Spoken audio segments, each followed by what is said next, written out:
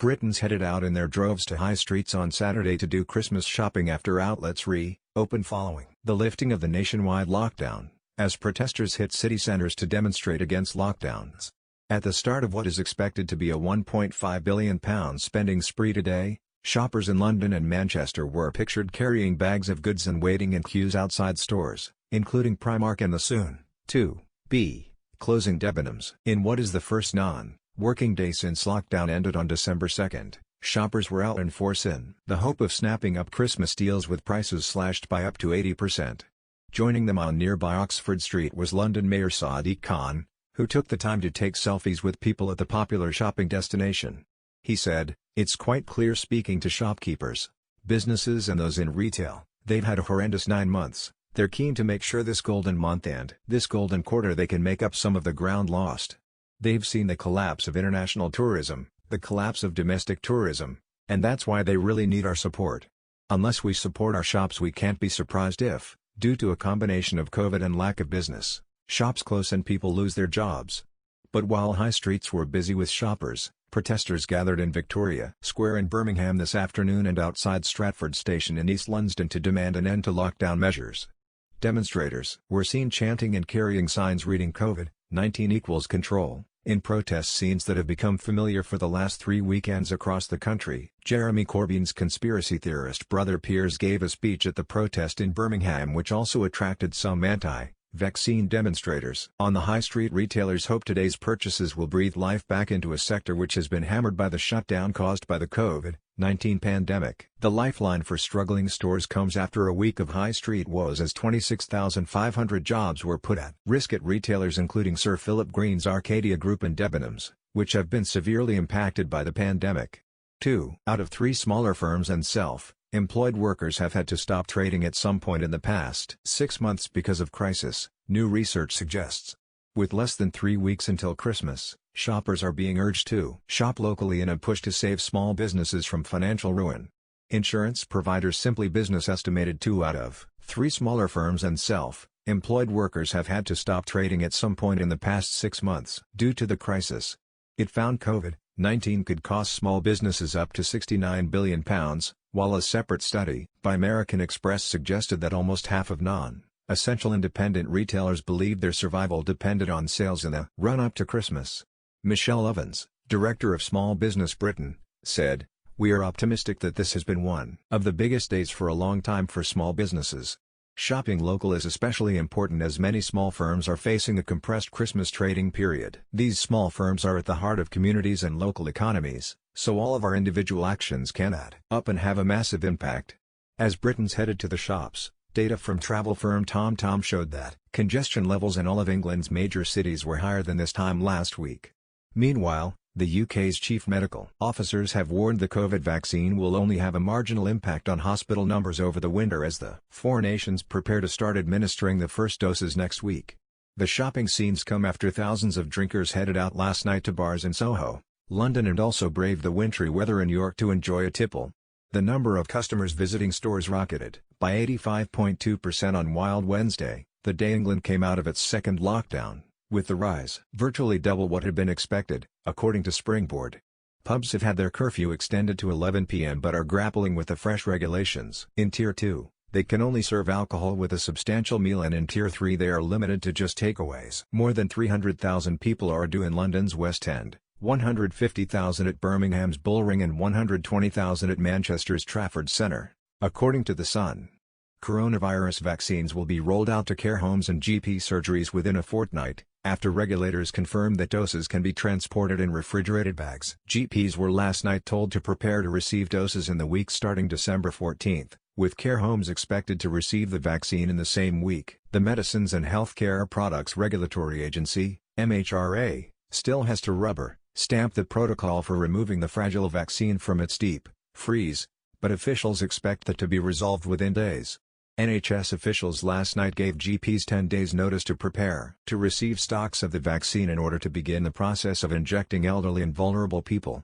TomTom traffic data showed that congestion levels in London were at 41% this morning, up 16% on last Saturday's figure of 35%. In Manchester, congestion was at 24%, up 6% on last Saturday. And in Liverpool, Congestion was at 33% this morning, up 11% on last week. In Birmingham and Wolverhampton, data showed that congestion was up 9% on last week's figure of 18%. However, as well as the shopping scenes, there were further anti-vaccine protests. Photos taken in Birmingham showed Piers Corbyn speaking into a microphone which was hooked up to a loudspeaker. Alongside him a sign demanded an end to social distancing and other COVID-19 restrictions. Another woman could be seen at the protest holding a sign which read, "COVID-19 equals control." Other signs read "This is tyranny" and "Say no to the COVID vaccine," with an added message of "Save the children."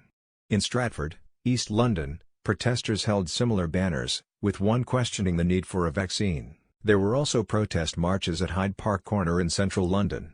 One woman held a white banner in front of her which simply read "Truth," while another woman held a piece of cardboard which bore the message "Corona is not king and Jesus Christ is king."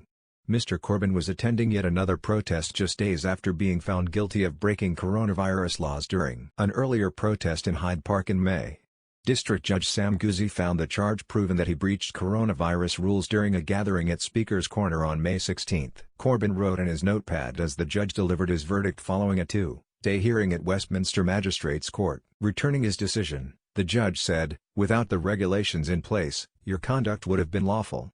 But the enforcement of regulations was necessary for public health. Police took a measured response.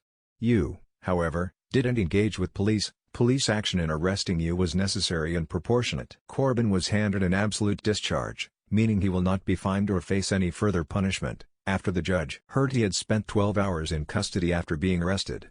It comes as 2 in 3 Britons are now happy to shop in physical stores rather than just online, a Centre for Retail Research study showed. The centre's Professor Joshua Bamfield said people would spend to end a miserable 2020 in a memorable way and added that the determination to have good Christmas may trump concerns about COVID. The spending prediction comes amid estimates that COVID-19 could cost small businesses up to £69 billion in total, according to insurer Simply Business. In a report to mark Small Business Saturday, the firm said many small business owners live in fear of the consequences another national lockdown would have on their business. A separate study by American Express suggested that almost half of non-essential independent retailers believe the survival of their business is dependent on the sales they are able to make between reopening on December 2nd and Christmas. A record 17.6 million people supported small independent businesses on last year's Small Business Saturday, spending an estimated £800 million, said the finance giant. Labour leader Sir Keir Starmer said, "Small businesses across the country have made a monumental effort during this crisis. They have stepped up when it was most needed, supporting their local communities and making huge sacrifices to help tackle the spread of the virus. Now we must repay them." This Small Business Saturday and beyond, we can all do our bit to stand by small businesses, by shopping safely where we live, including online, or ordering from local restaurants. Ed Miliband, Shadow Business Secretary, added, "Shops, pubs, manufacturers, hotels and hairdressers, beauty salons and suppliers, breweries and bakeries, and small businesses of all kinds have been on the front line of the economic crisis. This is a day to celebrate the millions of these small businesses at the heart of our communities and the workers they employ. They represent the best of our country." Michelle Evans, director of Small Business Saturday UK, said, "Lockdown and the closure of non-essential shops has led to a compressed Christmas trading period for small retailers in a vital time for many small shops. We are optimistic that with shops now able to reopen and many small firms being really entrepreneurial about the tactics they use to attract shoppers, including making the most of Small Business Saturday UK, that they will be able to make up lost sales. Shoppers are also really keen to support small businesses more this year." On Saturday, independent retailers urged Rishi Sunak to use the near £2 billion business rates relief returned by supermarkets to help struggling firms. Companies want the Chancellor to extend business rates relief for 12 months to help struggling non-food retailers hit hard by lockdown restrictions and dramatically reduced consumer demand. The call comes after supermarkets Tesco, Asda, Morrisons, Sainsbury's, Aldi said last week they would hand back a combined £1.7 billion in rates relief. Andrew Goodacre, chief executive of the British Independent Retailers Association, said nearly all the money should be used wisely to help struggling firms and the rest should help to create new skills and jobs. Lidl and Pets at Home then added to the financial good news, with the former saying it would return more than £100 million and the animal focused retailers saying it would give back £28 million. It comes as GPs in England are set to start vaccinating people against coronavirus from December 14. Those aged 80 and over will be the first to receive the jabs, which will be administered at vaccination centres formed by groups of GP practices.